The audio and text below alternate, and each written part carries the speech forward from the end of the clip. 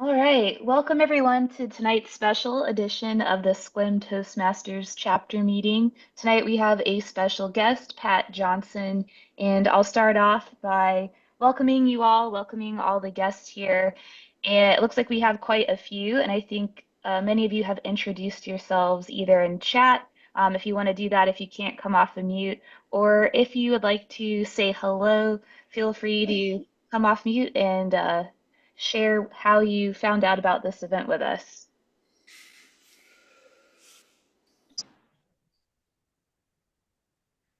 I've been an off and on volunteer for quite a while now. I'm in school, so sometimes I just don't get here.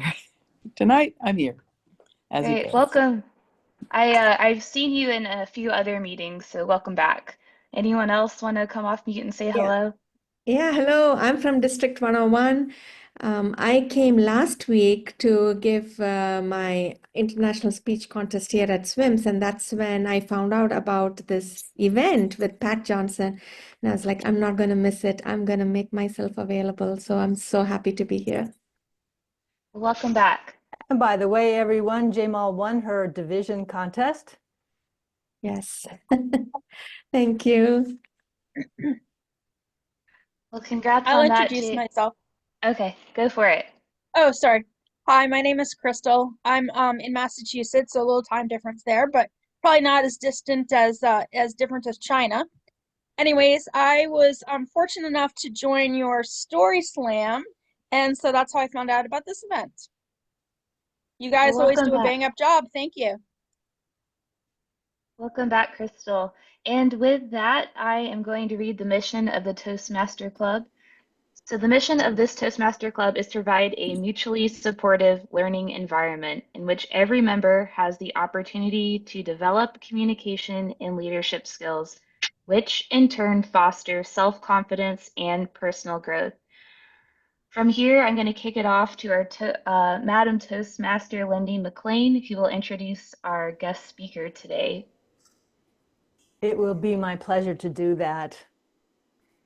Our presenter tonight has a very long list of achievements in Toastmasters that include keynotes and workshops presented worldwide. In 2010, she served as president of Toastmasters International. But let me tell you why I am so fascinated with her.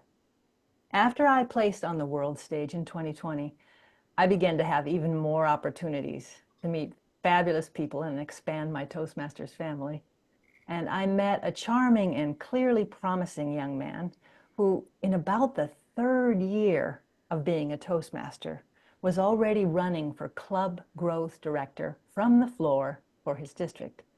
He was elected, but then faced some serious challenges in remaining in and carrying out that position.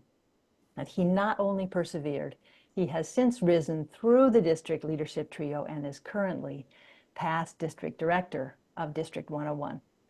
The team building he has done, resulting in amazing programming and achievements from his district, have blown me away. Now, this is a leadership success story. His name is Abhijit Joshi, and he is one of the most kind, caring, and committed people that I've been blessed to meet. Now, why am I talking about him? Because he has had a mentor all these years who has made all the difference for him. And I really want to hear from the woman who has been the wind beneath his wings. In Pat's own words, do you have questions about your leadership journey? Do you wonder what you need to do or be in order to achieve success as a leader, either inside or outside of Toastmasters? Or perhaps you're pondering what might be getting in your way of that progression of leadership. Each one of you will experience your own unique journey of leadership, but there are skills and experiences that may be common to us all. Pat will share some of her experiences on the various paths of leadership that she has traveled, while also inviting us to look at the way we show up, the role our emotions play, and our continuous learning journey through reflection and self-awareness. With her workshop entitled Learning Through Leadership, an Inside Job, please help me welcome distinguished Toastmaster and past international president, Pat Johnson.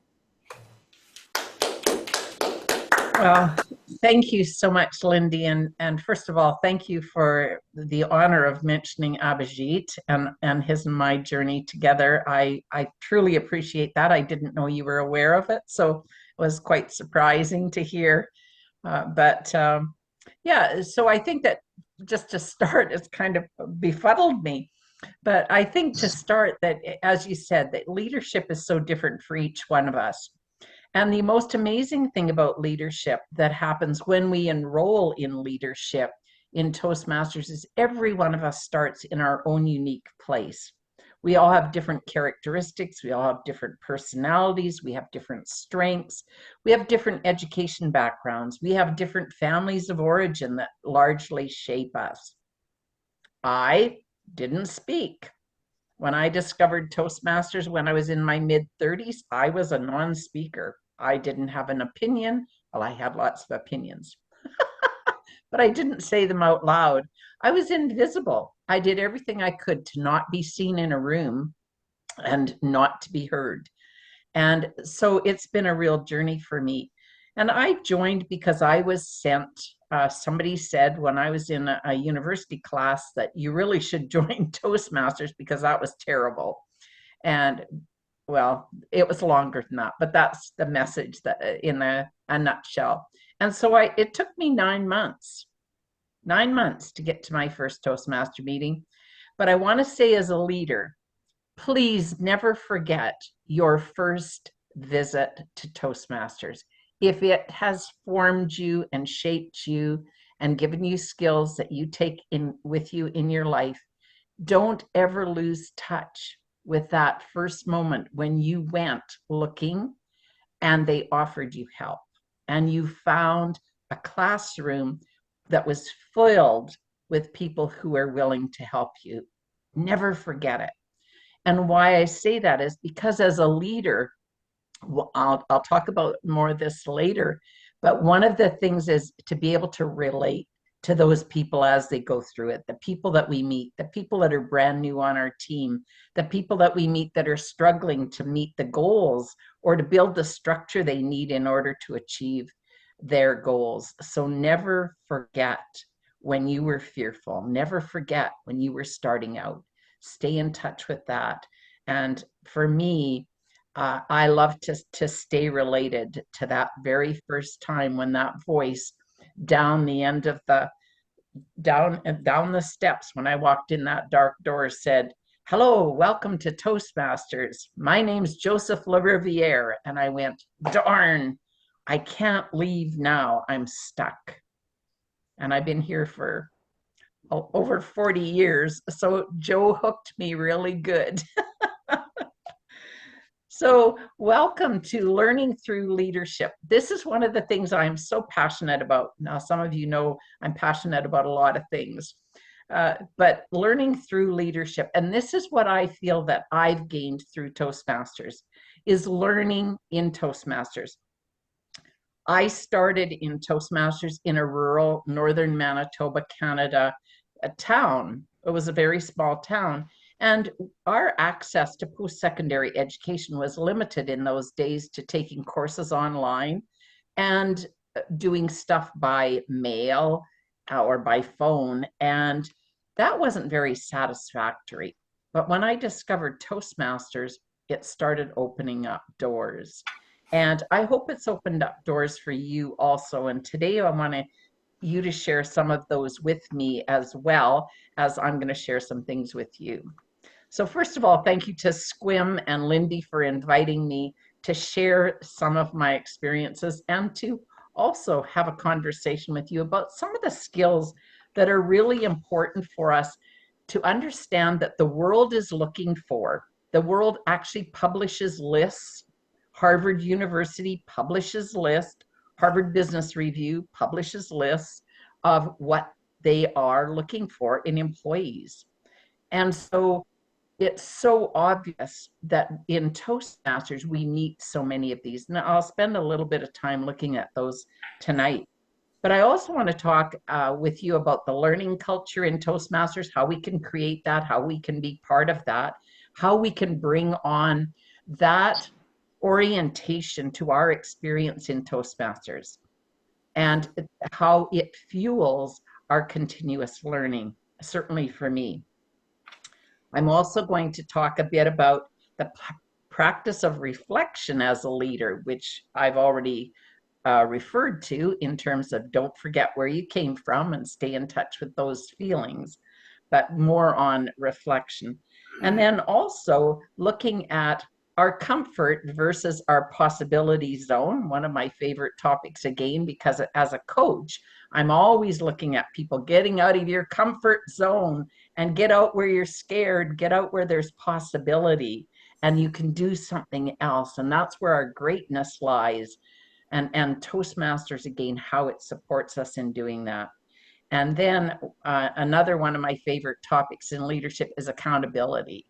And we'll talk about that and hopefully come full circle by the end of 55 or 60 minutes. And then we're going to entertain questions if you have any for a few minutes after that. So Shirley, thank you. I see your hand up there for timing. That's perfect. I appreciate it.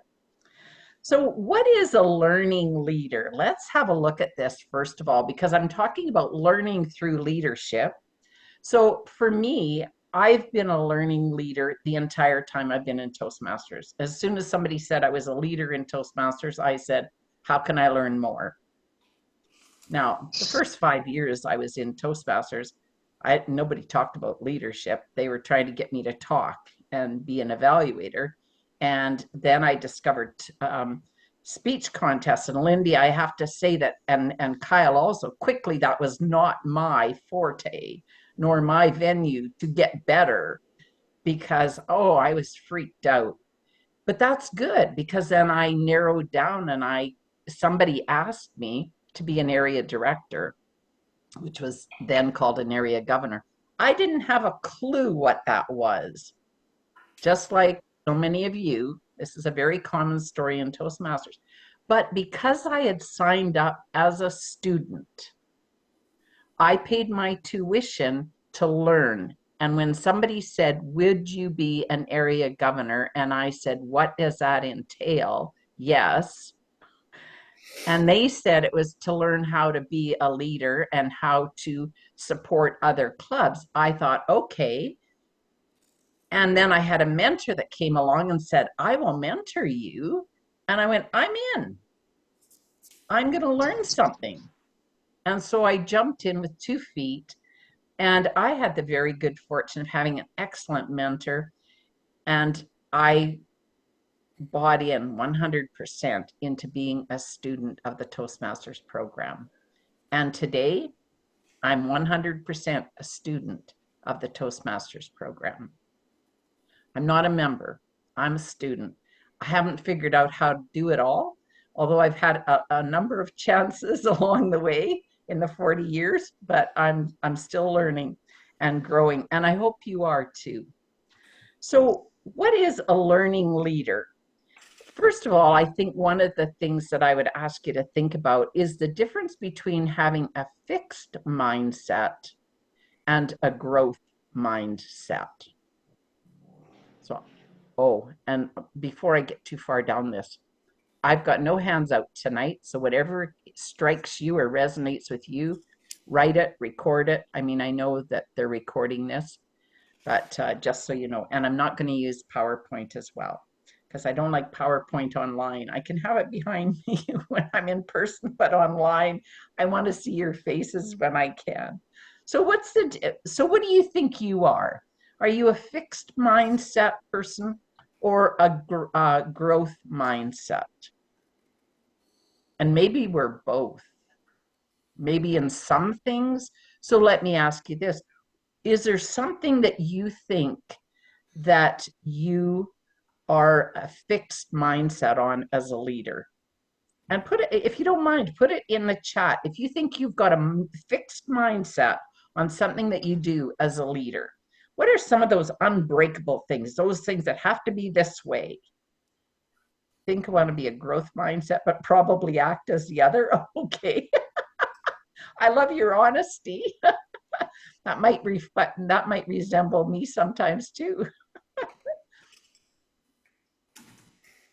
So I think that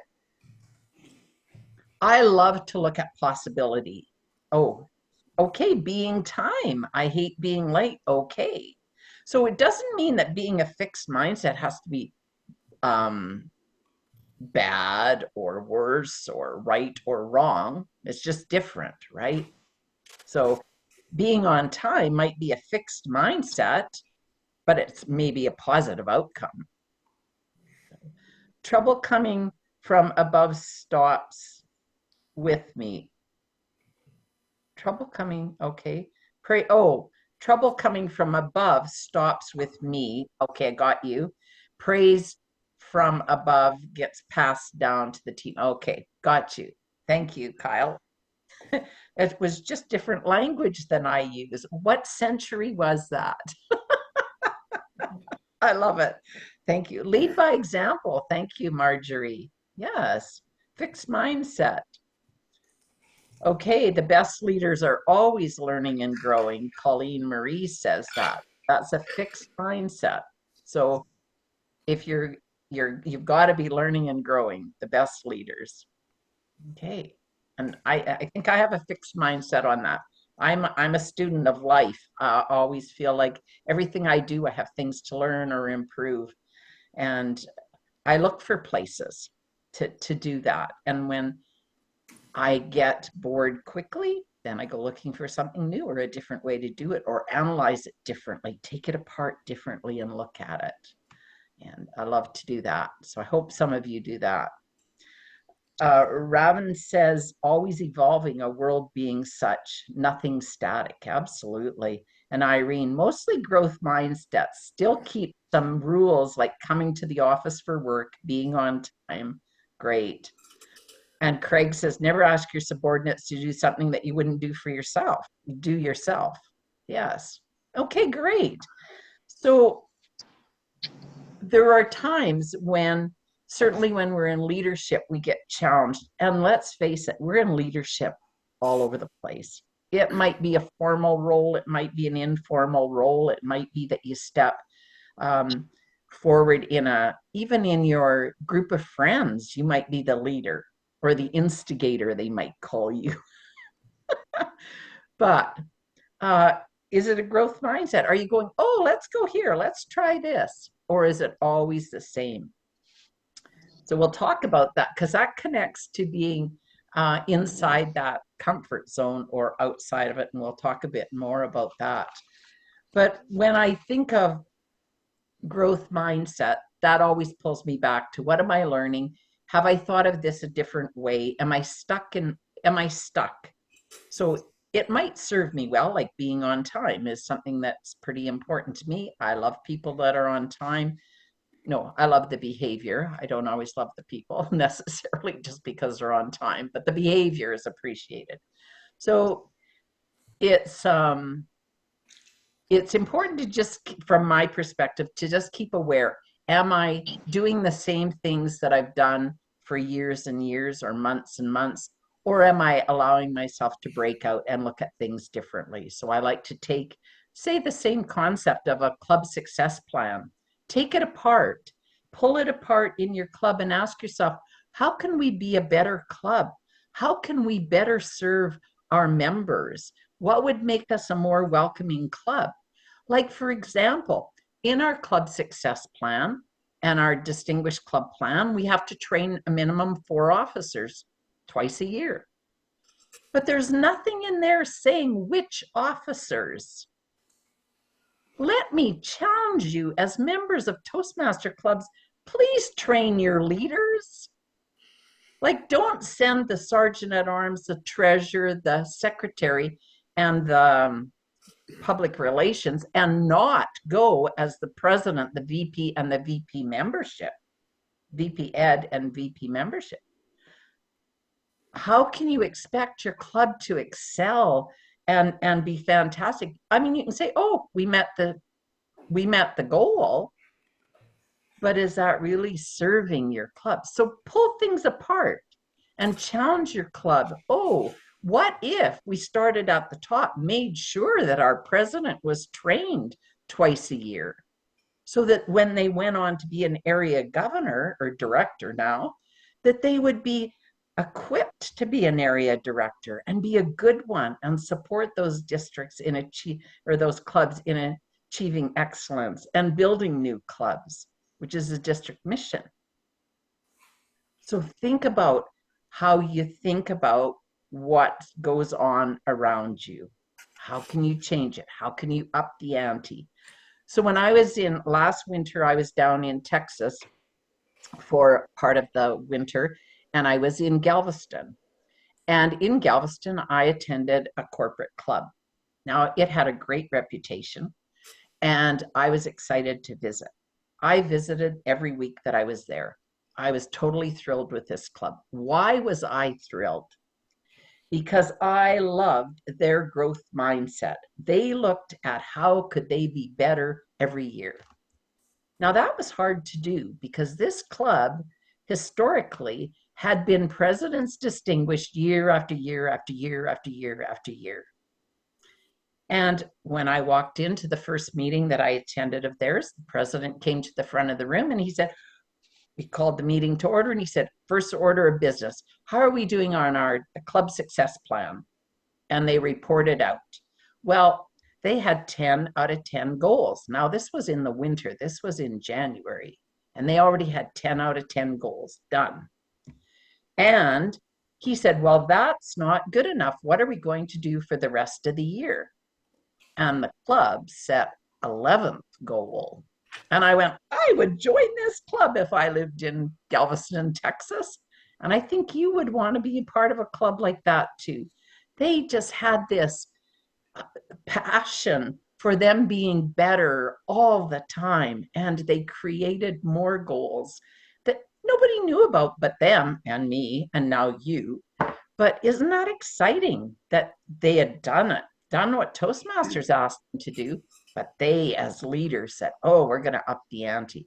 And just imagine the impact as employees in that organization. When they walked out of that Toastmasters meeting every week, how enthused, how excited, how engaged they were with their brains as students of the Toastmaster program going back to their workplace. So I look around and I find those things and they enthuse me and they excite me about Toastmasters. So I have another question for you, and thank you for those of you that have put in. Oh, I see Kayla wrote, I'm not much for leadership, mostly growth that gets over into scattered and over talking sometimes.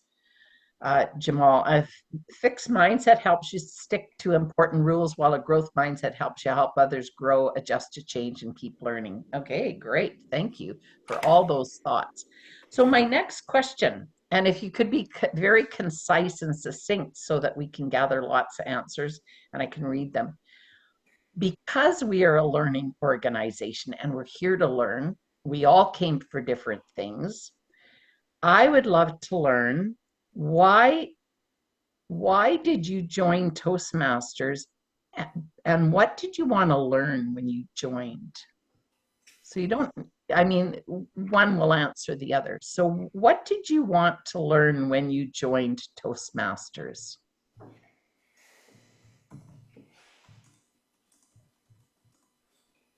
Pat, do you want live responses or just chat? What works best? Well, chat, or some people can speak out. Absolutely. If you want to speak, Lindy, do you want to lead the verbal? Yes, I will while people are thinking. I actually was sent to Toastmasters to learn leadership skills, and that has been a much slower rate for me than speaking. And now I have really enjoyed learning lots speaking. So that's not to downplay that, but to say that the challenges of leadership are large for me. And so I've been here learning both. Fantastic. I love it. Thank you. Kyle said I came to become a great public speaker. Okay, we haven't failed you, Kyle. Thank you. Vicky, I wanted to learn how to speak through emotion. Okay. Talking in an organized way. Great. Thank you. I want to learn how to get over social anxiety. Oh, me too. Me too. Thank you, Jennifer, for that. I joined to build confidence in what I have to say and do it in an engaging way. Thank you, Christy. Wonderful. Oh, somebody put just. So improve my people skills and my public speaking. Wonderful. Thank you, Craig. Learn how to speak out at my town meeting. Crystal, thank you for speaking up in your community. I bet you do now. To learn how to put together a coherent and heartfelt speech. Thank you, Emmy. Raju, to see better version of me. Okay, wonderful. Robin started with communication, that it evolved to a leadership. Now it's networking and ever growing. Wonderful. Joined to become more effective leader and communicator. Colleen Marie, thank you. We're all working on that. Shilpa, articulate my thoughts and become a great storyteller. Wow, okay. To improve my critical thinking skills, Craig, thank you. Judy, be comfortable in everyday life. I can give a speech and speak in front of people, but day to day, not so great. Yes. When I was a child, because I was so shy and quiet and never spoke, I took music lessons. And so I would sing. And it was a great place to hide. So people didn't know I was quiet because I would sing all the time. But somebody gives you the notes, somebody gives you the words, and it's not about you. It's outside of it. And it was a great deflection. But I had to sooner or later get out from behind that. Nazir said, I joined to be active and share my thoughts. Great. And Shirley learned to inspire, persuade. Wow, some of you sound like they've used you for the Toastmasters advertisement. So we should take a picture of us all and we would embody all the values in the training of Toastmasters. Jamal, to learn soft skills and connect well with people. And Irene, meet people in different countries who share the same vision, learning together, helping others to grow while I learn storytelling and become more concise in humor. Great. Okay, I'm still here. I haven't learned humor. I like ad hoc humor, but humor planned doesn't work for me. Not yet. But I'm still here as a student, so who knows? So thank you for sharing. One of the things that I think it's so important and why I ask you this is to stay in touch with why we joined Toastmasters. We joined Toastmasters because we would learn something here. We recognized it as a learning program. And often, as soon as we get into a leadership role, we forget that we're students or learning how to do it. And we go, oh, I know how to do this. Get out of the way. Let me show you my way. And for me, it's not like that. It's what can I do? Sometimes to look around and see the role models and look at somebody and say, wow, look, I would take that one thing that they're doing and I could learn from them, which I love in Toastmasters because we're surrounded by all kinds of people with all kinds of different skills and different styles. And we can pick and choose what we take from them as informal mentors. Just watch somebody that you appreciate for a while and take what they're doing, practice it and see if it fits for you, if it's authentic for you. Or certainly I in leadership have had those negative role models that I go, well, they were positive role models for me because I looked at them and I went, I will definitely not do that. And so they created a positive behavior in me because of the way they didn't care for people or the way they were careless with people or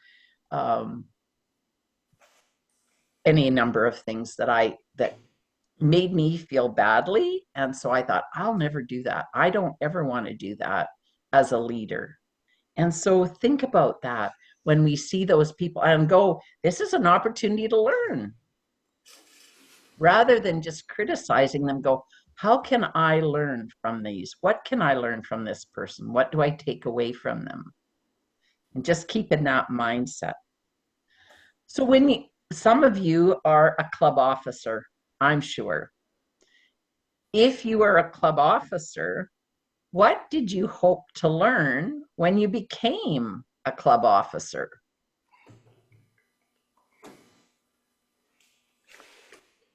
I'll speak up just to lead the pack. Sure. Well, I'm on my third time as president, and it takes that many times at least, I think. I'm doing a better job this time in learning to delegate, learning to ask my team members to help, and not falling back in the old trap of, oh, I'll just do it myself. It's easier that way. Delegation. I thank you for raising that, Lindy. I'm not going to talk about it tonight, but I have a workshop that I do about delegation because it's one of those magical things as a leader that you must learn how to do. I was a do-it-yourself gal. I knew how to do it. I would get it done. It didn't matter how much time or money it took. I would get it done. And I've learned that it is very powerful and empowering in a team to delegate properly. There's a skill to learn in delegating and some knowledge involved. Yes. Judith, your hand's up. I have been a VPE for about 3 times since I am in this organization, about 20 years. I have never been in any other roles. And one of the reasons that I wanted to be a VPE is to have people really understand what is the educational system in Toastmasters. Because many times people join the club and everybody says the same thing. Oh, I am so shy. I don't know how to speak. I can't speak. I need to learn how to speak. And, it's the same old thing. But the thing is that I am one of those people who love the pathways better than the other system.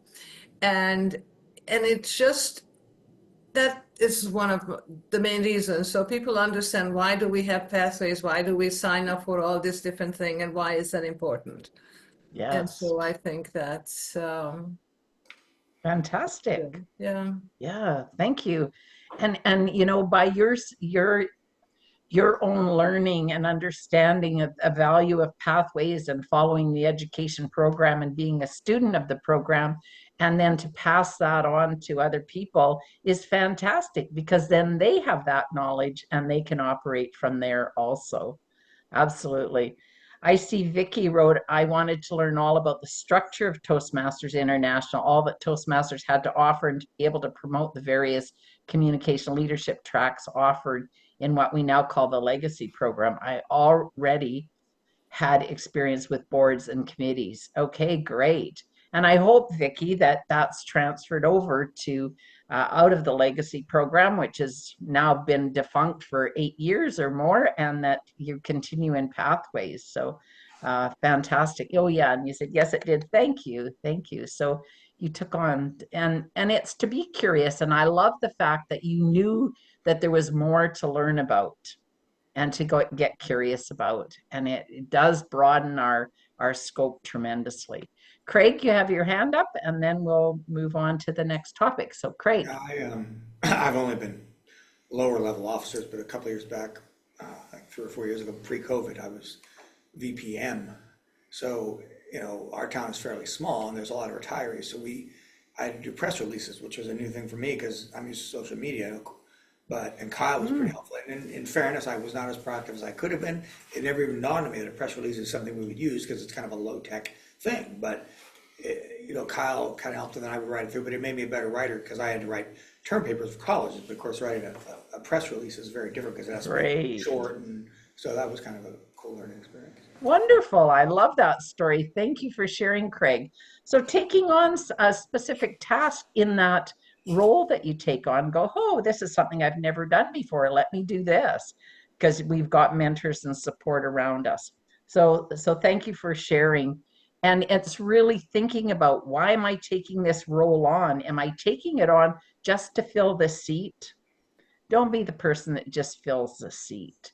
Be the student. Be excited, because there's a universal law that says, as goes the leader, so goes the group. It's not really a universal law, but it's one of those good old standbys that if you're enthusiastic and you're learning, the people around you will be compelled to be part of that. And so as goes the leader, so goes the group. We have a responsibility as a leader to be excited about what we're doing, to be engaged and bring others in. So when I want to go back now to transition back to what I was talking about of being reflective. And just to touch on that just for a moment more before we go. For me, this keeps me empath. It keeps me having understanding and connection with the members. And I loved being VP of membership because took me 9 months to get in the door. So when somebody comes in, I have every patience with their fear or their trepidation or their excitement that they bring when they come in that door, because I haven't lost that feeling. And so our experiences, our emotions can really fuel us as leaders to help us connect with those people that are there and what they're going through. And I remember about just when COVID was ending, and we were recruiting really heavily for my home club in Victoria at that time. And we had a couple of students come in from one of the art schools, and they were both had a lot of obstacles and a lot of issues of why this would be really hard for them. And I said, let's go for coffee. And because I thought, boy, that made a lot, meant a lot for me when somebody took time for me. So we went for coffee, and I shared with them when they started putting up their objections, they were the same objections I'd had, right? All the things that I couldn't do, and I couldn't do this, and I couldn't do that. And I just shared with them some of my story, and they were amazed somebody else had had the same experience. And we as human beings often have the very same experiences. And I think that's really important to remember as a leader. So when we go, thanks, Colleen, butts and seats do not necessarily get things done. Yes, people are passionate about their role and want to learn, grow, and make a difference, accomplish great things. I agree. And sometimes getting somebody that doesn't want to be on the team is a hindrance. Sometimes an empty seat is better, and from my viewpoint anyway. So I want to go back just before I leave this topic in around the Toastmasters being a learning organization. And I hear so many people refer to their roles as, oh, I've got a job. My job's I'm the president of the club, or my job, I'm the VP. And I'm going to challenge you to change that language. And I don't know what you want to call it. If you want to call it an opportunity, a learning opportunity, my leadership role, my learning leadership role is, whatever it might be. But to get rid of it, because you're not going to get a paycheck. I'm going to guarantee that. I went through this organization right to the very top, and I never got one paycheck. Nothing came in the mail. For years, I went to the post office. Nothing came. They promised me learning, and they delivered. And they're still delivering, but no check. So no job. They don't care if you show up either. So that's not like a job. But we prepare people for jobs in a huge way. So think of it as a school, going to school, just as you went to college, just as you went to university, and look at this as your learning projects. Think of when you look at your club success plan, think of that as a project. Take it on as a team, like you did in college, or your applied project. If you did a master's program, you had a deliverables, you met all the goals, you got a team together, you got it done. Just change the concept around it, the context of the ideas, and see how it changes your experience as a leader in Toastmasters, because you're preparing to go out in the real world. When I started as a new Toastmaster, I went through club secretary. That was my first big role. And so I related to Craig when he was talking about doing a press release. And I created, which had never been done in my community before, but I wrote a column for the newspaper every week on what had happened in Toastmasters, the subjects that were discussed, the skills that we were learning. And we got lots of guests because of that, just because I wanted to try it out and see if I could be a newspaper reporter. And the only thing I had to report on was Toastmasters. So it was more opportunities. But there were new skills that I learned each step of the way. And when we arrive as a board member, some of you maybe here aspire to be on the international board. We learn skills. They don't know how to run the Toastmasters organization when they get elected, but they're going to have 2 years of experience learning that and take that into the real world. Being president and on the executive committee, I didn't have a clue how to be that, but I had good mentors, and I knew there were people around me and people that had done it before me, and I had lots of support to do it. And I learned every single day when I did that role because I was curious about so many things. So look at all it. And then on my 10th anniversary of being president, I went back and did RA for 2 years, which was another whole new learning experience for me. But I started to feel like, oh, I need a new challenge in Toastmasters. I found one. There's always something else if we go looking for it. We can take off our lenses that I know it all and look for those new places. So I think personally, I'm a fan of Smedley. I think he said, when we're going to make better speakers by speaking, and I love that. To me, that tells us that we're here only to do learning and we're going to experience it. Oh, region advisor, I'm sorry, thank you, is what RA is. So let's look at, for a few minutes, I'm going to share with you some of the top characteristics of great leaders shared from Forbes magazine that I looked at in late last year. And what we know is if we Google leadership and great leadership, it's endless, the listing. So I picked Forbes to have a look at it because one of my friends had the magazine and I went, oh, this would be great. So the first characteristic of great leaders that's listed in Forbes is constant, genuine, and curious learner. Constant, genuine, and curious learner is the first top characteristic of great leaders.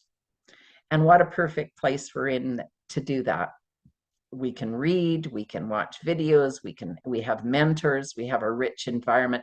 Now, I really believe that we don't learn everything we need to learn in Toastmasters to be a great leader. We'll learn a lot of it, but it helps us identify some of those gaps that we might need to take further training in. For example, myself, I discovered through Toastmasters and being in leadership that I was absolutely terrified of conflict. Well, I always knew it, but I didn't articulate it and own up to it. So I went and took a 2-year program, certification program in conflict resolution, negotiation, and mediation. Because I thought, how can I be a leader if I'm afraid of conflict or having difficult conversations? And then I took a whole bunch of different, crucial conversations, and I took Susan Scott's course, critical conversations, I think it is. Anyway, lots of stuff, lots of training around having difficult conversations. But it didn't just affect me in Toastmasters. Guess what happened in my career? Because I could deal with conversations that were tough. People were avoiding them. So next thing I know, my room full of people wanting to have tough conversations with other people, and they want me to mediate. I'm going, go learn it yourself. Take a course. I can teach you how. So those skills, those transferable skills, looking at it and being curious and being genuine in your curiosity, keep learning, because that's what they're looking for. The second one, and thank you, Jennifer, for writing that into the chat. I appreciate it. Creates and articulates a clear vision. Creates and articulates a clear vision. Well, we get to do this in our club right away every year when we start our new year, when we design our club success plan. as our executive, we're practicing what we can actually sell in the real workplace. So think about that when you come to do your club success plan. Bring that mindset. How do you engage your people in the project plan? Set a vision, enroll people in that vision, set the plan and work the plan. The third one is that great leaders don't have to be the smartest person in the room. Great leaders don't have to be the smartest person in the room, but they're probably really good team builders. Now, that's not on the sheet in Forbes, but you don't have to be the smartest person in the room to be a great leader. It's not about being single, it's about having teams working and having that delegation skill, bringing people together, creating a vision. It's ensuring that we're leading that team, because the leader isn't always doing it. They're leading it. And we need to learn how to do that. If you're leading teams or you're having difficulty building teams, maybe that's your learning spot this coming year. Look at those places where it's gritty for you or sticky and say, oh, I need to be better at this. Do people want to work with you or not? Can you bring them together? And you can do teams all kinds of ways. You can have coffee after Toastmaster, get a team to go. Think of all the teams you're part of and think back on where you started in your teams and how you learned to be part of a team, because for most of us, that was the family we were born into. That was the first team we were part of. And how did that work? And what did we learn from that team? And then when we went into sports or school or our classrooms or our next families or all the teams we've been part of, look back and say, am I a good team player? Can I bring teams together? So it's the magic's power, not being the smartest person. Now, smart is good, but you don't have to be an expert on everything.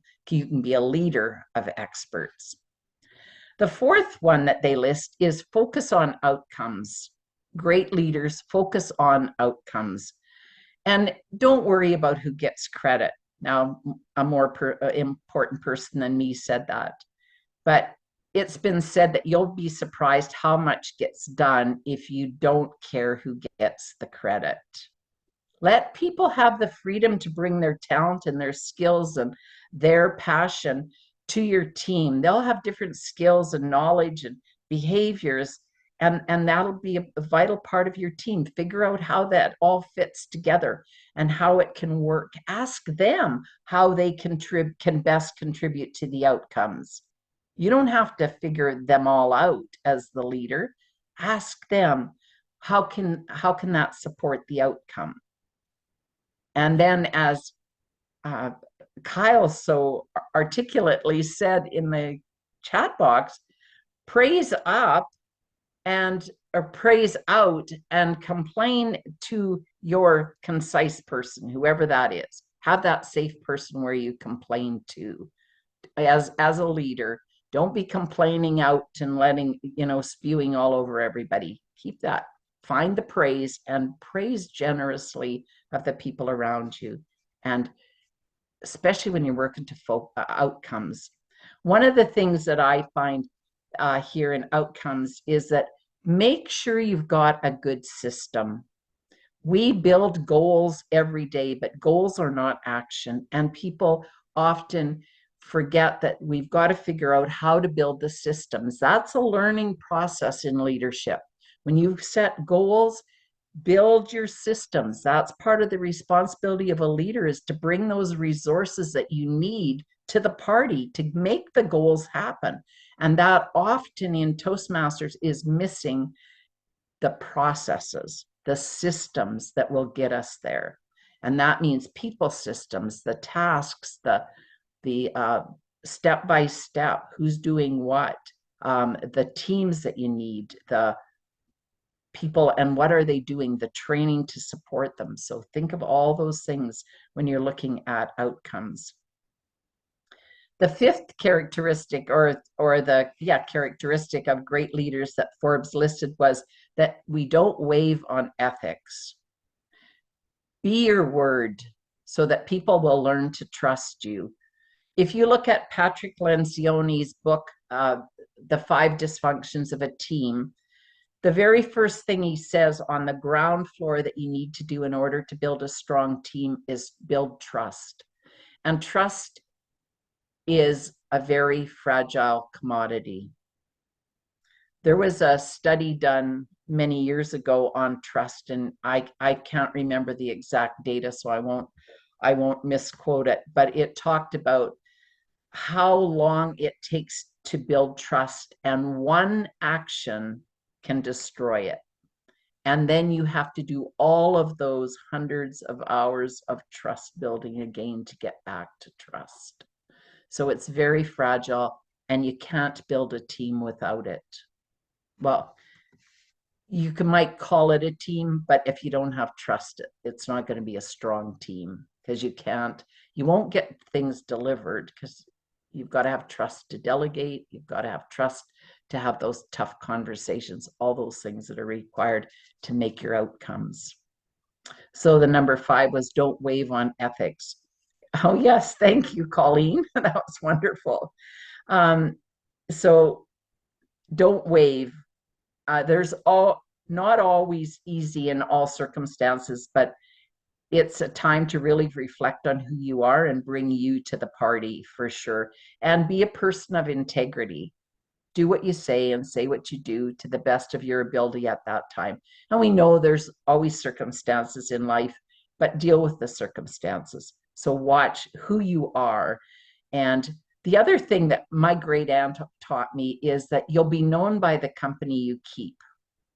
So watch the people's behaviors around you that you hang out with, because you'll start to get rolled into that. Show vulnerability is the 6th characteristic of great leaders listed by Forbes in the workplace, what they're looking for. Show vulnerability. Well, we know that transparency and vulnerability are the foundations of trust, and trust is that foundation. So you can't get anywhere without building that foundation. So we need to look at, what is it?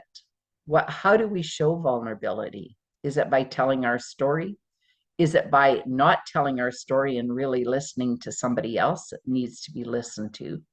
Is it bringing back and reflecting back of when we were struggling or in the place that person is? How are we relatable?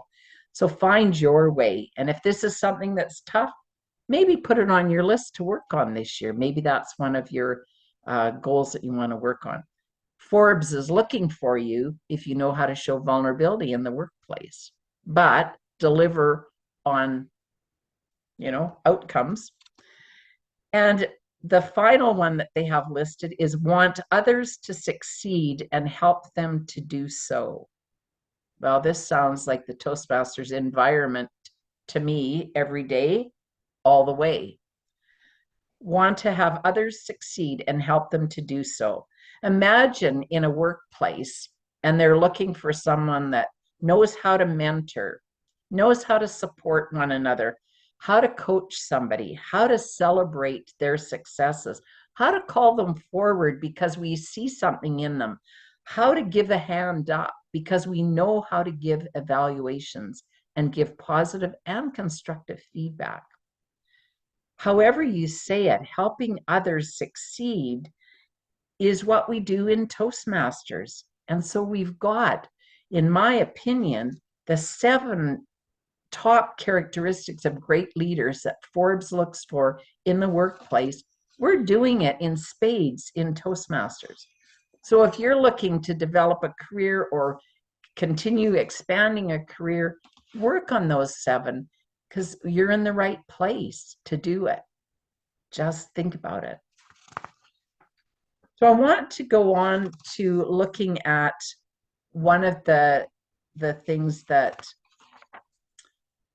how important it is for us to look at possibility and our comfort zone. Let's take just a moment right now, and I want you to think of something that you are currently afraid to do, and write it in the chat if you would. If you're willing to be vulnerable, if you would write it in the chat, something that you're afraid to do. I don't know what it might be. It might be sing in public, it might be skydiving, it might be sailing, it might be supervising employees at work. Die, okay. Bungee jumping, thank you. You're afraid to sell your home, okay. Challenge to an open mic night at a comedy club, okay, Kyle. I have a woman I mentor that was challenged to do that and just did it a couple years ago, and she went to classes and I went to see her, and she survived. She's still alive today, and she was actually quite good. Start a Toastmasters club for building audiovisual skills. Okay, great, Jennifer. Drive on a busy highway. Okay, Crystal. Great. Claustrophobic. Okay. Humor. You're afraid of humor. Afraid of doing it. Okay. Solo road trip. Okay. I was going to say I'll take you on one, but I can't. It's solo. Be an aerial performer in a circus. Okay, I'd be afraid of that too. Teach driving to my kids. Okay. Afraid to do a 5-minute gig in a comedy club. Okay. And listen, isn't it so interesting what we're afraid of? Because as we write these, and thank you for sharing and your vulnerability and sharing, that there's people right here tonight that we're sitting with that have done these things, and they go, what's the big deal? Right? Somebody told me once that fear is false expectations appearing real. False expectations appearing real. And that it's really our brain. Let's be clear. Our brain wants to keep us safe. That's the job that our brain has. And it's fighting to keep us safe at all costs. And it's going, are you kidding me? You're not going to tie a rubber band around your legs and jump off. Really? Are you insane? Right? And so that's why we get all full of fear and of adrenaline and everything. But just as Kyle wrote, when we've done it, we go, what was the big deal? What was the big deal?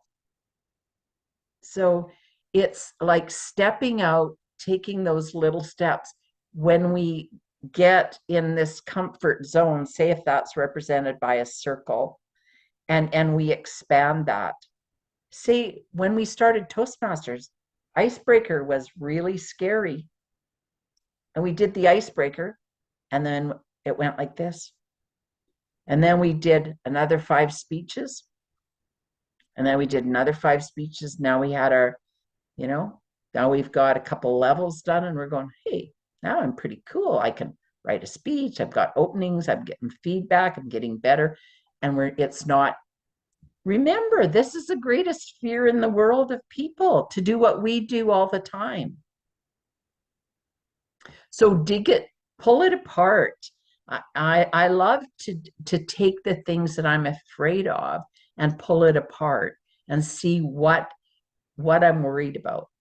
Sometimes we're afraid of change. What's that about? Well, maybe we won't be successful with the new change.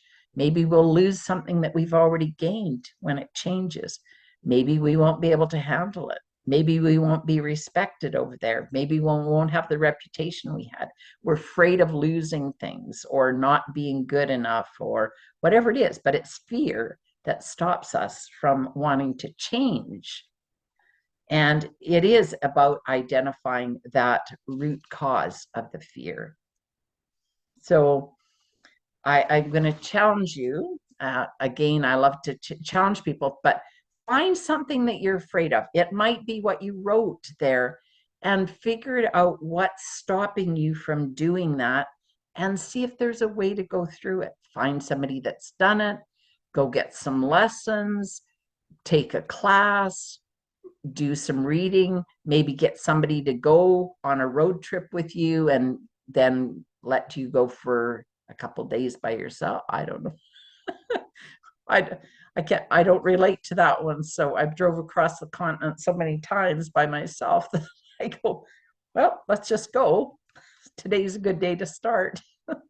But I'm not making light of it, because there's things that I fear to do that other people would go, oh, that's cool. That's easy.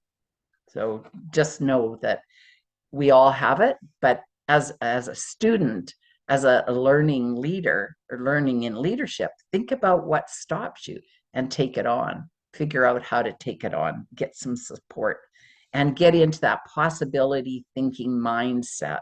And then we can move on. And one of the things that I know, that in the Toastmasters environment, there's always that culture. Find a mentor. If you're afraid to be club president, find a mentor. Find the very best club president you can find and become the club president. Get elected, campaign and make sure you get elected, and have that mentor so that they guide you through it and help you be successful. Don't cave. Don't stop yourself being all that you can be because of fear. Find a way.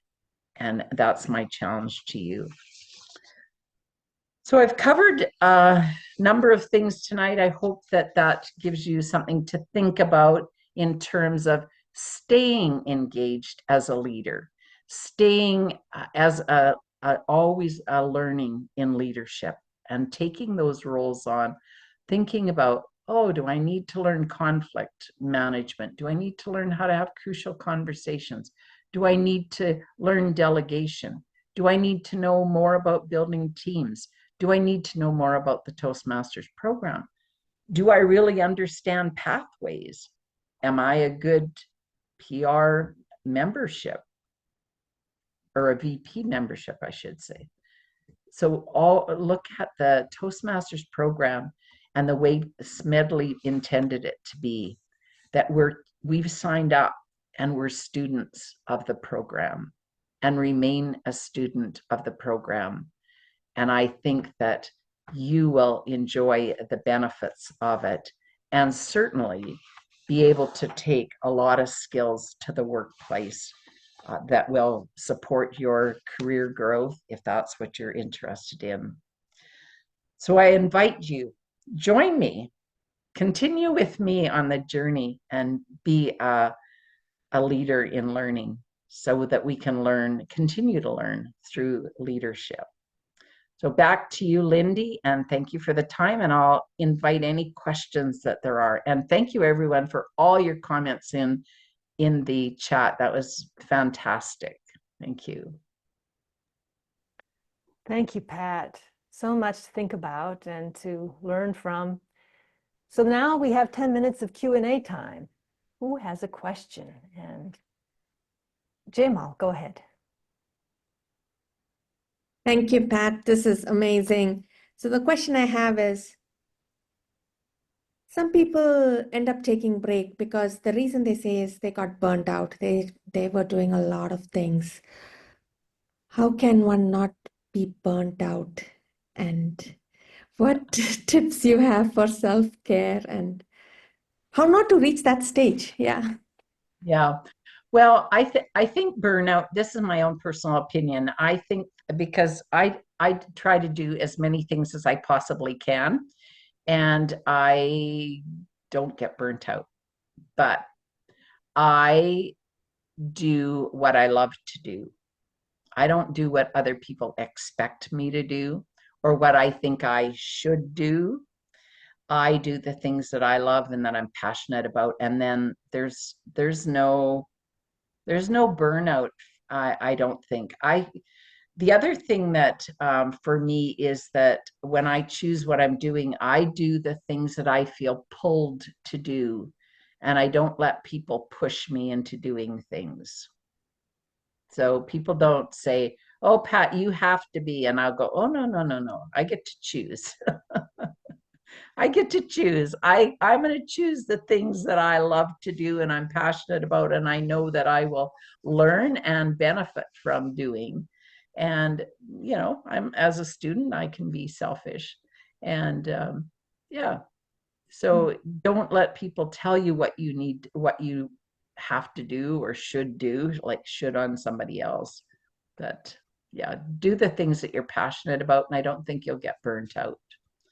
And I think too that I will add that I think it's really important that you keep a balance in your life in terms of where you are emotionally and your friends and all, you know, your emotional life and your emotional well-being, your physical well-being. I think as a leader, you have to be strong physically as well, and you have to be physically active, and in whatever that way that means for you to be fit and strong. So we've got mental, you read and think and have that capacity, emotional, and then you have so mental, physical, emotional. You have to have spiritual, so you have to have some grounding and live your values or whatever that code is for you. So all of that balancing life is important too. And even being like going for walks or having a meditation practice or whatever gives you peace, where people leave you alone and you can have that time and space. Like I have a meditation practice I've had for, I don't know, 40 years. And I can be by myself anywhere and just get out of the rat race just by sitting down and putting my hands on my knees in my meditation process. And it doesn't matter where I am. I can be in Grand Central Station in New York and I can have space by myself if that's what I need. So it's handling the stress and the pressure and life, and we handle it. We don't let it push us. So, and I think that's really important as a leader. Yeah. Thanks, Thank you. Jamal. Beautiful answers, Pat. Perhaps you might consider doing a course on enlightenment. I'm just teasing. Those are Whoa, marvelous. then I have to be a Okay. guru or something. I see Judith has her hand raised. Go ahead, Judith. Oh, Judith, yes. Well, I just want to add something talking about burned out in Toastmasters. Because I've been in this organization for 20 years, and I at some point thought, what am I doing? I am just going to this club, I'm speaking, I'm evaluating, I'm a grammarian, and then occasionally I am a VPE or something else. And so one of my suggestion is doing youth leadership program, because this is how I got into leadership. I had no idea. I had no desire to be a leader of anything until somebody said, why don't you become a youth leadership chair? I said, me, a chair? What is that? And I did. So I learned how to do a whole entire thing. And I had a mentor who said that she helped me at the beginning. I did it for 2 years. And so now I am actually starting another youth leadership program in about 2 weeks, because people sometimes burn out in this organization. I talk to people and I said, oh, I am so tired. What am I going to do? What happened? So my suggestion is, you want to do something else? Start a youth program. And it's a wonderful experience. 8 weeks. Judith, we are eternally grateful for you doing that.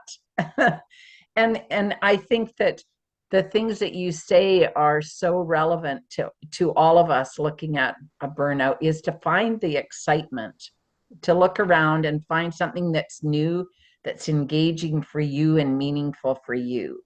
I might feel burnt out if I did youth leadership.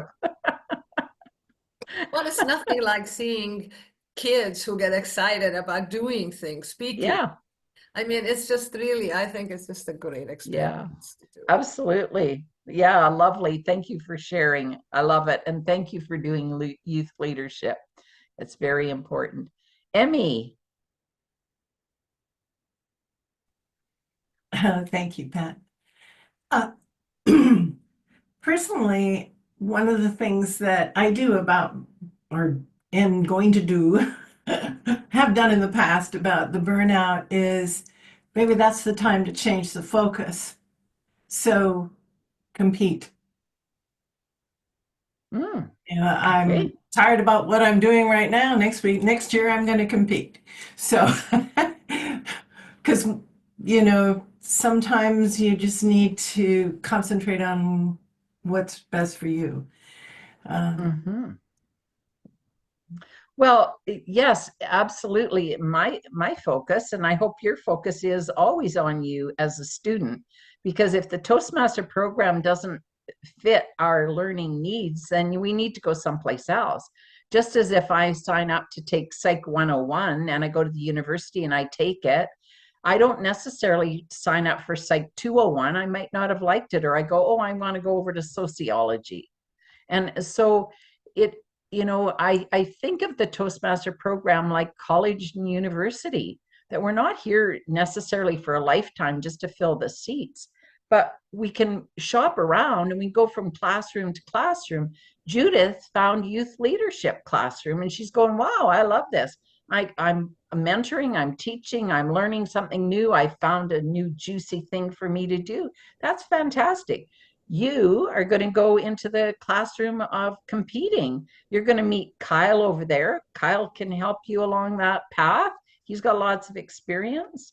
I think I think that Lindy mentioned that she had also, and I don't know the rest of you, but we're going to meet other people there in the Toastmasters program. So it's like, for me, I just think of it as different classrooms, and we can keep visiting those classrooms and finding new things to do, whether it's a leadership role in our club, whether it's our own personal, well, those are personal choices as well.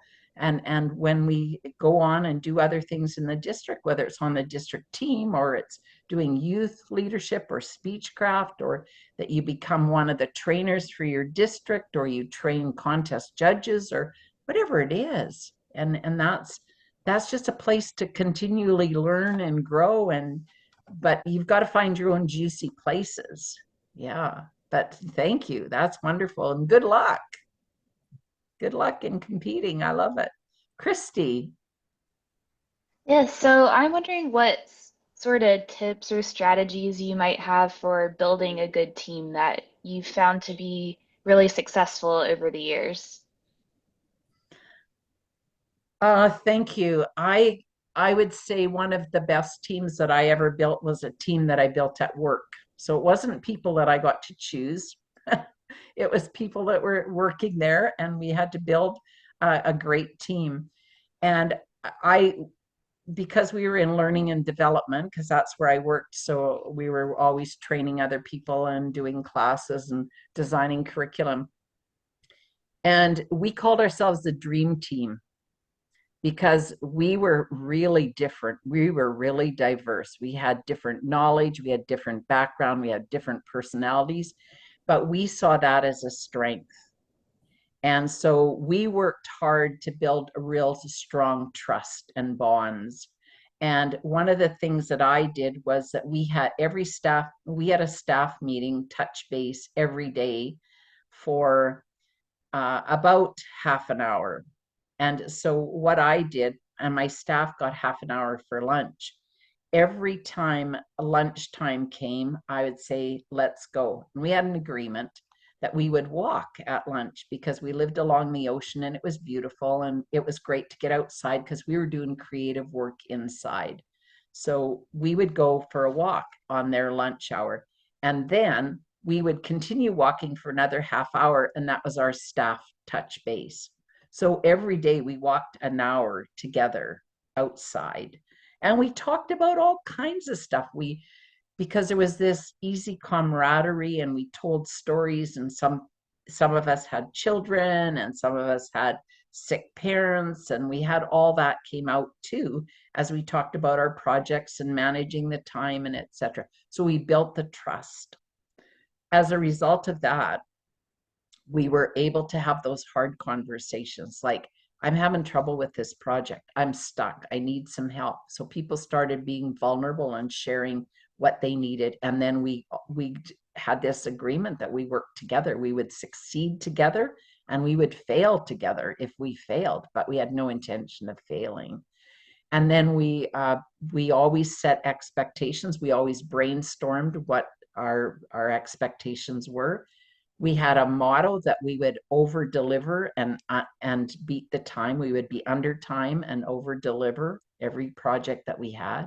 So we had a vision and a state of delivery that we believed in. And we had the conversations when people started falling behind. They would be in my office to talk about, you know, I'm gonna have to monitor you this week because this has to get done in time, and what can I do to support you? So we had those hard conversations, and we agreed on the deliverables, and we delivered on the deliverables. So it was really if you look at Patrick Lencioni's book, The 5 Dysfunctions of a Team, and you look at turn it into how to build a strong team and how to be a great team player. And he talks about being hungry, humble, and smart to be good team players. And Lencioni's books, in my opinion, are two great books to have the ideal team player and how the 5 dysfunctions of a team, and use those models and work. As I said before, trust will come through being human together. And we worked together as a team for 10 years. And I just was out at the West Coast visiting, and I've been out of that workplace for 10 years. And we got together as a team and had an afternoon together. So we're still connected, even though we're not working together. Everybody's retired from that workplace, but we're still a team. We still stay in touch. So yeah, it's special when it happens. Yeah. Thanks, Christy. Sorry for such a long response, but I hope it helps. Kyle, you're on mute. The most common statement in the Can I past add 2 5 thoughts years. to that? Pardon me? Can I add 2 thoughts to what you just said? Absolutely, yes. One of the things I've done both in Toastmasters when forming a team and in the real world when forming a team is, especially when I'm got a bunch of people I don't know. So I give them all a short, easy, time-limited task. Take this form home, get it back to me in 2 days. Easy form, something. And find out who can deliver it and who can't. Because the people who can get the form to you, okay, but if somebody can't do an easy task in 2 days, then don't even have them on your team if you have a choice, and or they're not going to be one of the producers. So I test the group. That's one of the things I've done. The other thing I try to do is, once I have the team, I try to have a one-on-one with them. Get to know them, what are their skills, what are the things they want to do, in what direction they want to grow, so that when an opportunity comes up, I can steer them in that direction. Yeah. And know what they're good at and what they don't want to do anymore. Yeah. Yeah, that's great. Thanks, Kyle. That's so important to know what their goals are and their strengths, but also what kind of praise that they want, what kind of recognition. Because I had a staff member that never wanted anything said about her. And so I had to respect that. And that was really hard because I'm one of these supervisors that go and, yay, Deanna, you did a fantastic job. Everybody high fives for, and Wendy's sitting there going, don't you ever do that to me. So it was hard, but recognition and praise is really important too in teams, really important. And I think that's one of the shortcomings I find that happens for me in Toastmasters. We're so quick on to the next project that we forget to celebrate the results. And it's really important when we hold people accountable to celebrate those results. Yeah, thanks. And we're at red, so let's have a look here. I think everybody's covered this. Nazir has a longer question, but I don't really want us to do that now because our time is short. But he asks about pathways having gotten shortened instead of expanded. And that's a large question. I wonder if there's a way to contact you or what would be an appropriate way for that question to be addressed. Well, I will just say that I'm not on the board, and that's a board decision. So that basically talking to current board members would be your international director would give you a better idea of why that's happening. I haven't been part of that decision. I know some of the scuttlebutt back talk about it, but I don't. And Lindy, you were really involved with Pathways, weren't you? Not at an official level. Yeah. Okay. I'm at the same boat. So I don't know the answer. I do know that Toastmasters and the board does their best to respond to requests and feedback that comes from the members. And I know that it was largely felt that 10 pass was way too many, and that I believe there's also a new path in the process of coming out. So, All right, but well, people look for that. I'm not on the board, so I don't know that it's absolute truth, but what I hear from people I talk to. So if it doesn't come out in 6 months, don't be going, Pat Johnson said there was a new path. Do not say that. Okay. I believe there's one in the works. Now, I have seen many of your faces here before and know many of you to be leaders in your districts, in your areas, in your clubs. I wonder if you would write in the chat, or if you wish to say it out loud, what is one thing that you learned today that you will be able to take away and add to your leadership journey? Or what is one thing that you're already doing that got really well reinforced today? Perhaps it's that.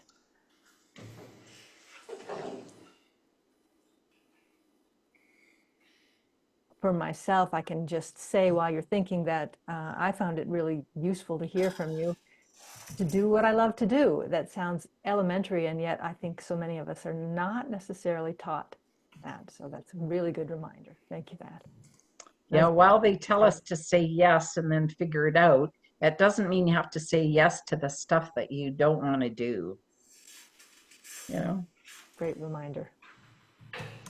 So Nazir says, keep learning. Lesuk says, be a student. Jamal, be a student always. Do what I love to do in Toastmasters.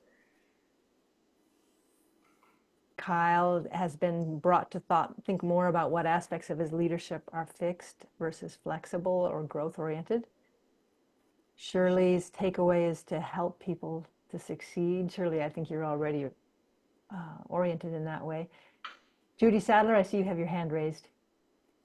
I think for me, it was the very first thing that she said about being a student, that as a member of Toastmasters, I am a student. I deal with this. I should already know how to do these things. And so I love to learn. I'm open to learning, but I have a barrier with it in Toastmasters. I should know how to do this stuff.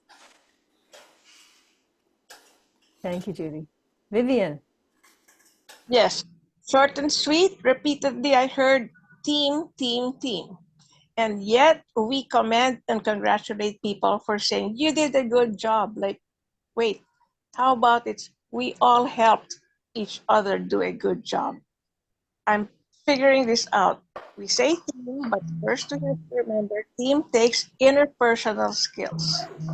It's that transactional, but staying connected throughout the entire journey, not just for the graduation, thank you, goodbye. So just my sentiments. Thank you for asking. Thank you, Vivian. And Vicky. Thank you, Lindy. I really appreciated Pat's message, all of it. I liked the emphasis on the characteristics of leaders from the Forbes magazine. And I also appreciated Kyle's tip about sending out something simple when the group first convenes and watching the response or lack thereof from the group. That was an excellent tip. I will take that forever. Me, I've always considered myself a lifelong learner. I've said to many people in many environments, when I stop learning, I start dying. And I don't want my brain to ever die until my body is ready to die. So, Pat Johnson, thank you so much. I appreciate it. Every word. Thank you, Vicki. I appreciate you. Thank you, Vicki. And let's all just give Pat some appreciation with her jazz hands or laugh out loud, whatever you can do. We're really so appreciative of you coming, Pat, and sharing your experience. I know you have so much more. I hope those of you who are guests have signed our guest book. If you haven't, I just posted it again. And also to let you know that we have a special event once a month in this club, and our next month's is, Pat, you might want to come back because it's called the ABCs of Crafting and Delivering a Winning Humorous Speech. So you want to learn humor? Uh-oh, she says, kill me now. Our very own Nazir is going to lead that one, and he knows what he's talking about. He is a continual winner of humorous contests. So I hope you'll join us. I've put the registration link in the chat there. With that, with just 4 minutes left, I'm going to hand our meeting back to our presiding officers and let her close things out. Thank you, everyone. All right. Thank you, everyone, for attending tonight, whether you're a guest or a member or a returning guest, even better. I am wondering if any of our guests would like to comment on tonight's meeting. Anything outstanding you have to say, or just appreciation you have to express. I want to just extend a thanks also to Lindy and the team for getting me here and all that took. And when I signed up, I didn't realize that you were going to be 4 hours behind me. So it's now 12:30 at night for me. So I'm surprised I made sense. So thank you. That's But really thank good you for Pat. And thank you for although I keeping. already knew about you, we have a recently not renewed member who, Janine Wan from Down Under, and she said her very favorite session in the conference this year was you. And so that was the second recommendation of what brought you to us. So she only hasn't renewed because she's so busy leading in her own district. Yes, yeah. Well, thank you for all the work that you've done behind the scenes. Thank you. Your Yeah. team. Well, thank you, Pat, so much for joining us and also for us letting us know how late it is for you. That's even more amazing that you were able to join us tonight.